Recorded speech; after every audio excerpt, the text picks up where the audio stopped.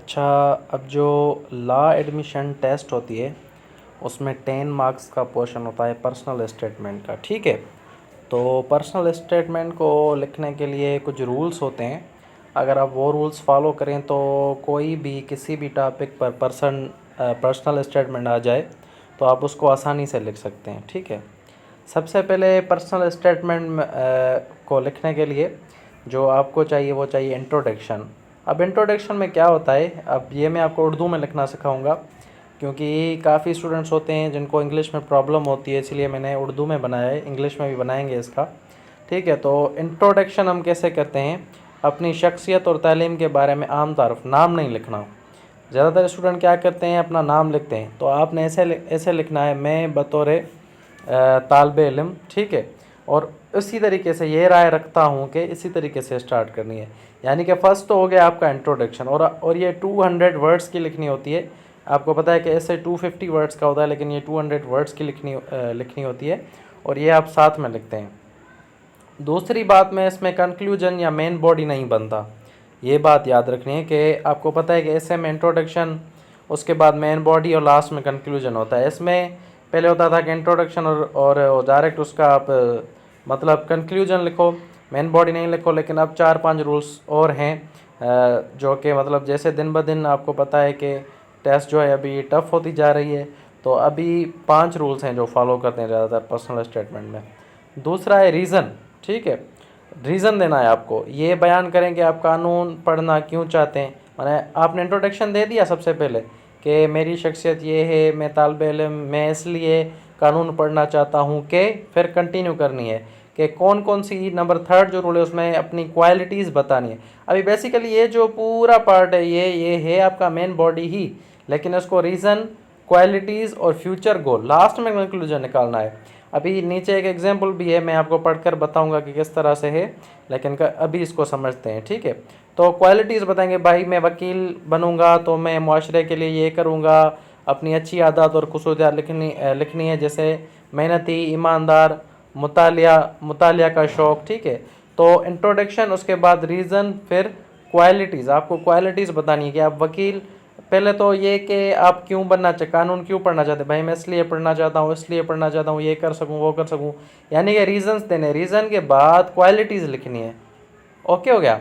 Qualities के बाद आपको मकसद लिखना है, यानी कि फ्यूचर गोल, माना वकील फॉर एग्जांपल बनकर आप क्या करेंगे, कौन कौन से आपके फ्यूचर गोल्स हैं, बताएं कि तालीम मुकम्मल करने के बाद आप क्या बनना चाहते हैं।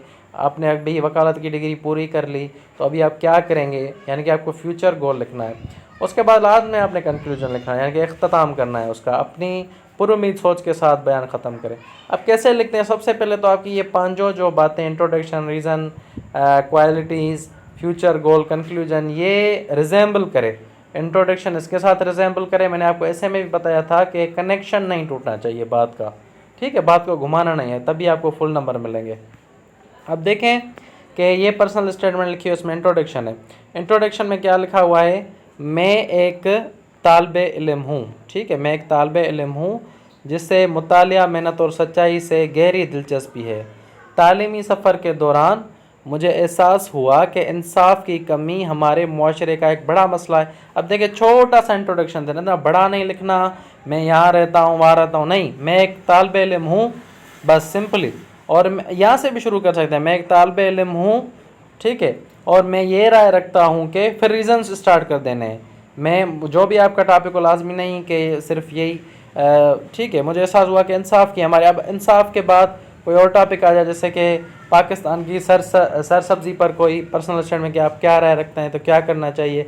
इसी तरीके से एहसास हुआ कि इंसाफ की कमी हमारे मुआशरे का बड़ा मसला है। इसी सोच ने मुझे कानून की तालीम की तरफ मुतवज्जा किया।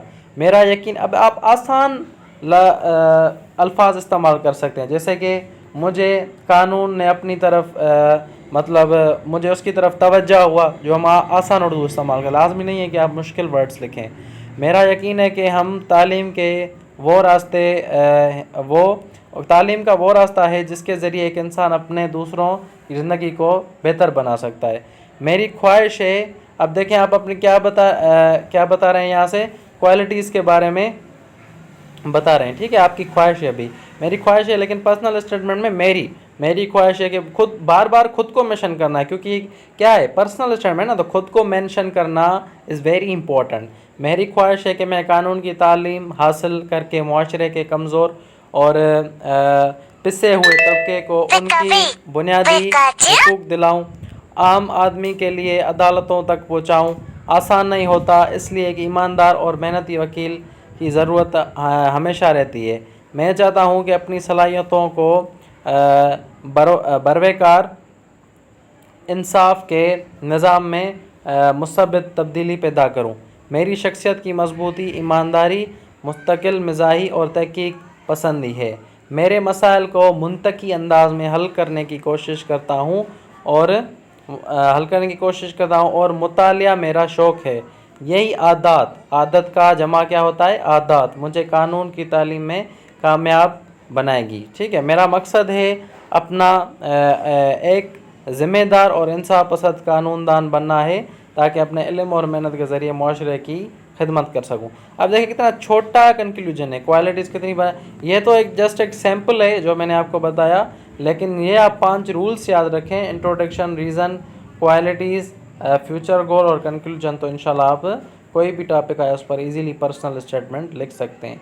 इंग्लिश में लिखनी है तो भी सेम रूल्स, इंट्रोडक्शन लिखना है कि मैं स्टूडेंट हूँ, और ये उसके बाद रीज़न, क्वालिटीज़ और फ्यूचर गोल्स। ठीक है, तो इसी तरीके से ये पर्सनल स्टेटमेंट लिखी जाती है। अगर किसी को ऑनलाइन प्रिपरेशन करनी है और नोट्स चाहिए तो पूरे बने हुए हैं हर चीज़ के, आप इस नंबर पर व्हाट्सएप पर कांटेक्ट कर सकते हैं और पेड ग्रुप भी ज्वाइन कर सकते हैं।